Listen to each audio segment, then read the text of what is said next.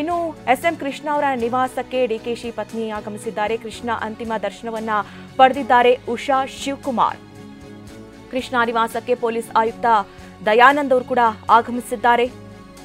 S M Krishna ನಿವಾಸಕ್ಕೆ ಡಿಕೆಶಿ ಪತ್ನಿ ಉಷಾ ಅವರು ಆಗಮಿಸಿ ಅಂತಿಮ ದರ್ಶನವನ್ನ ಪಡೆದುಕೊಂಡಿದ್ದಾರೆ. ಸದ್ಯ ಡಿಕೆ ಶಿವಕುಮಾರ್ ಅವರು ಅಧಿವೇಶನದಲ್ಲಿ ಬೆಳಗಾವಿಯಲ್ಲಿದ್ದರು. ಹಾಗಾಗಿ ಆ ಒಂದು ವಿಷಯ ತಿಳಿತಾ ಇದ್ದಂತೆ ಅವರು ಕೂಡ ಹೊರಟಿದ್ದಾರೆ ಅನ್ನುವಂತಹ ವಿಚಾರ ಈಗ ತಿಳಿದು ಬಂದಿದೆ. ಈಗ ಏನು ವಿಷಯ ತಿಳಿತಾ ಇದ್ದಂತೆ ರಾಜಕೀಯ ನಾಯಕರಾಗಿರ್ಬೋದು, ಅವರ ಸಂಬಂಧಿಕರು ಪ್ರತಿಯೊಬ್ಬರು ಕೂಡ ಅಂತಿಮ ದರ್ಶನಕ್ಕೆ ಅವರ ನಿವಾಸಕ್ಕೆ ಆಗಮಿಸ್ತಾ ಇರುವಂಥದ್ದು. ಅದರಲ್ಲೂ ಡಿಕೆ ಶಿವಕುಮಾರ್ ಅವರ ಪತ್ನಿ ಉಷಾ ಶಿವಕುಮಾರ್ ಅವರು ಕೂಡ ಈಗ ಸದ್ಯ ಭೇಟಿ ಕೊಟ್ಟಿದ್ದಾರೆ. ಅಂತಿಮ ದರ್ಶನವನ್ನು ಪಡೆದುಕೊಳ್ತಾ ಇದ್ದಾರೆ. ಅವರಿಗೆ ಶ್ವಾಸಕೋಶದ ಸೋಂಕಿತ್ತು.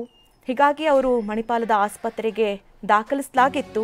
ಆದರೆ ಚಿಕಿತ್ಸೆ ಫಲಕಾರಿಯಾಗದೆ ಅವರು ಸಾವನ್ನಪ್ಪಿದ್ದಾರೆ. ಡಿಕೆಶಿಗೆ ರಾಜಕೀಯ ಗುರುವಾಗಿದ್ರು ಎಸ್ಎಂ ಕೃಷ್ಣ ಅವರು. 35 ವರ್ಷಗಳ ಕಾಲ ಕೃಷ್ಣ ಅವರ ಜೊತೆ ಡಿಕೆಶಿ ಅವರ ಒಡನಾಟ ಇತ್ತು. ಪ್ರತಿ ಹಂತದಲ್ಲೂ ಕೂಡ ಡಿಕೆಶಿಗೆ ಗಾಡ್ ಫಾದರ್ ಅಂತೆ ಎಸ್ಎಂ ಕೃಷ್ಣ ಅವರಿದ್ರು.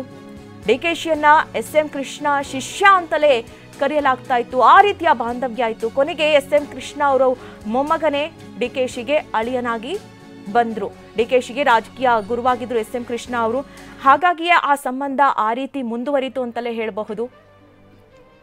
ಮೊದಲಿಂದಲೂ ಕೂಡ ಡಿಕೆಶಿ ಅವರು ಕೂಡ ಈಗ ಈ ರೀತಿ ರಾಜಕೀಯವಾಗಿ ಬೆಳೆಯೋದಕ್ಕೆ ಒಂದು ರೀತಿ ಎಸ್ಎಂ ಕೃಷ್ಣ ಅವರು ಕೂಡ ಕಾರಣ ಅಂತ ಹೇಳಿದ್ರೆ ತಪ್ಪಾಗ್ಲಿಕ್ಕಿಲ್ಲ ಅಂತ ಅನ್ಸುತ್ತೆ. ಏಕೆಂದರೆ ಅವರ ಹಾದಿಯನ್ನ ನೋಡಿಕೊಂಡು ಬಂದಂಥವರು, ಅವರನ್ನ ಗುರುವಾಗಿ ಸ್ವೀಕರಿಸಿ 35 ವರ್ಷಗಳ ಕಾಲ ಅವರ ಜೊತೆಗಿದ್ದು ಅವರ ರಾಜಕೀಯ ನಡೆ ಯಾವ ರೀತಿ ಇರುತ್ತೆ, ಯಾವ ಸಂದರ್ಭದಲ್ಲಿ ಯಾವ ರೀತಿಯ ಡಿಸಿಷನ್ಸ್ ಅನ್ನ ತಗೊಳ್ಬೇಕು, ಯಾವ ರೀತಿ ಎಲ್ಲವನ್ನು ಕೂಡ ಹ್ಯಾಂಡಲ್ ಮಾಡಬೇಕು. ಏಕೆಂದರೆ ಒಂದು ರಾಜಕಾರಣಿಯಾಗಿ ಜನನಾಯಕನಾಗಿ ಗುರುತಿಸ್ಕೊಳ್ಳೋದು ತುಂಬ ಈಸಿ ಅನ್ಸುತ್ತೆ. ಆದರೆ ಅದನ್ನು ನಡೆಸೋದು ಅಥವಾ ಅದನ್ನು ಯಾವ ರೀತಿ ಹ್ಯಾಂಡಲ್ ಮಾಡಬೇಕು ಅನ್ನೋದು ಬಗ್ಗೆನೂ ಕೂಡ ಸಾಕಷ್ಟು ಕಲ್ತಿದ್ದಾರೆ ಡಿಕೆಶಿ ಅವರು ಎಸ್ಎಂ ಕೃಷ್ಣ ಅವರಿಂದ.